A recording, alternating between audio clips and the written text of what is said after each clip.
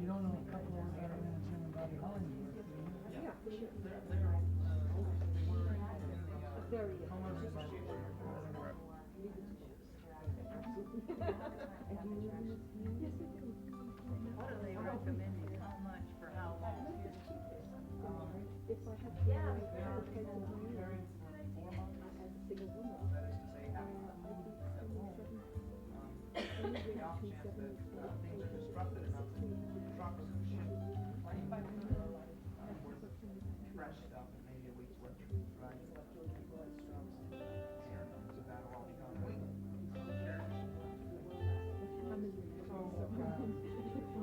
That's not.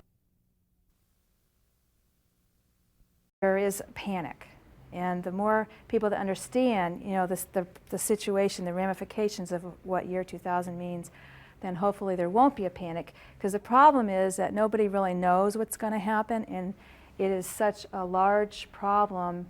There isn't. I learned in August. My husband and I went to a conference at CU, and I didn't understand what Y2K was about. And I heard from a friend that was more in kind of doomsday scenario, and so when I heard about this conference, we went so we could understand, you know, and we went for 4 days. And when we left, I could see why there's a concern, because there are, recently I heard there's like 80 billion embedded chips, and 5% possibly will fail. And there wasn't enough money, and there isn't enough manpower to fix the problem. So that we are going to have electricity. There was no assurance. I just, you know, and that's what made me get concerned and then not be prepared. And if nothing does come of it, then I've learned a great deal. I've learned how to go out and talk to people that I don't know, and talk to my neighbors and talk to my community. And you know, I know a lot of you might feel this way now too. Mother Teresa once said that America was the loneliest country in the world, and it's because we don't have community anymore. And if this is what comes out of this, and there isn't a problem, you know, we don't really need to do what we're doing, but we've learned how to work together, I don't think that's, you know, I don't think that's a waste or a lost cause. Because I know a lot of us feel that the way we've been living isn't totally satisfying. So I think personally Y2K is more of a catalyst of a lot of things that's been going on for a long time, and it's a wake-up call. And I'm waking up, you're waking up, a lot of people are waking up and want to do something about for our families and our friends and our neighbors. So I'm going to move on from there. There's 3 questions that a lot of people are prepared for 72 hours in case of the lights going out, or a few of you. Good. I didn't before this. In fact, I've really started to think more about you know, preparing, and what does preparing mean in all parts of my life because of this. Just in case somebody gets, you know, sick in their family, then they don't have to worry about buying food. And there's other reasons why. I don't know why, but I know that it's one of the reasons why they prepare. They're always prepared. And I personally, my husband and myself, founder of Cassandra Project, she said that she was preparing for 2 months, 1 month for herself and 1 month for, you know, the neighbors on her street that haven't prepared. And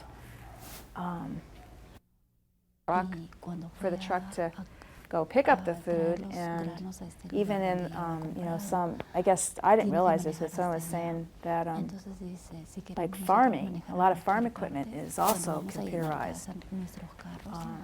So the systems part of it is the problem, that we are so interconnected everywhere, and we get food too from Mexico. So in the wintertime, a lot of our food comes from California, at least in the store that I shop at. And if there's no gas, if you can't get gas, then after, like Boulder, I think what I heard at the conference was we have like 3 days worth of food. That's why we're talking about preparing now, because the people who don't prepare, and when we first have That's why a lot of us, are Y las preparing. tiendas, nosotros pensamos que King Um, Soopers o Safeway tienen mucha comida en las tiendas, pero ellos nomás tienen comida para el día, a lo más 2 o 3 días. In warehousing situations. They don't do it. They run on a system now that's called JIT, which is just in time. They put their orders in as their shelves are diminishing in food, and the trucks bring it in and put it right on the shelves. So if the trucks can't move, and if the phones don't work, because this is all based on the electricity going out, and the phones don't work, they can't put in orders for food, the trucks can't get the gasoline to bring the food in, and that's why, although we have, it's a land of plenty, we might be out of food. So that's a really important aspect of the system.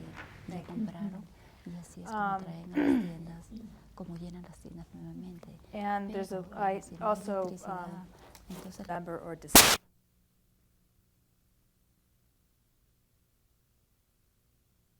The other thing that gets talked about is heating. Now, a lot of us can't also have to have gas to, run our generators. So it's not really practical for everyone. For some, it is. For a lot of us, it isn't. And one thing is we have plastic on our windows now, and when we've had those windstorms, some of the plastic in some places got ripped off. There's the suggestion to put plastic on the outside of the house, and I think during the windstorms for mobile homes, I'm not quite sure how to do that, but that's also put plastic on the outside, on the inside. You can use styrofoam in your windows also to help, keep the heat in at night. I know we have a couple, I was thinking we should get some styrofoam for those doors, for next winter. Also, you could also dress in layers, but these are the things that you can do. But start thinking about it now. And estas son diferentes alternativas que están dando para cómo uno se puede mantener caliente. Also, if you do decide to get a generator, make sure that you have an electrician help you hook that up just for safety factors. And with storing gas, make sure that if you're going to, gas is the last thing to store, and it's, to me, not a very safe thing to store. So, excuse me. Hay que tener muchísimo cuidado, sobre todo en las casas móviles, porque eso crea muchos fuegos, incendios. Water pipe system, has that come up? Because they Our whole basic services, when the electricity goes off, most of us, our heat goes off because even if we heat with gas, the igniter is electric. There may not be any water brought to the homes because although the water system works by gravity, the chemicals that they put in to purify it are on an electric system. So we won't get water in the home. The sewage plant works on electricity. They may not be able to receive any more sewage. We may not be able to use our toilets, and we won't have lights. So if you look at all your basic systems that keep your home going, they will probably be out for at least 72 hours because emergency services at this point are being told that they will not have electricity for 32 hours, and that's 911 and the fire department and the police and so forth and so on. So we know that we probably have to cover ourselves for at least 3 days. And because interject here because the OEM because if your tapes don't work. And so you have to determine what you're going to do about that. So draining pipe seems a very reasonable thing because it's not so hard to do. I think they're going to have safety, and that's the type of things that they're going to talk about in the book so that people know what to do. It's just that because it's, like the city of Boulder, we met them in October 4th. We had an October 4th meeting. I don't know if you went to that, but they are supposed to be tested by. So in July or August, we'll have another town meeting to hear the update. And a lot of people, we're impatient. We want to know. And the whole thing is, it's time. We have to wait because we don't really know. That's, so. ¿Y cómo va a funcionar en caso de que no haya electricidad? ¿Cómo Right. ¿Cuál es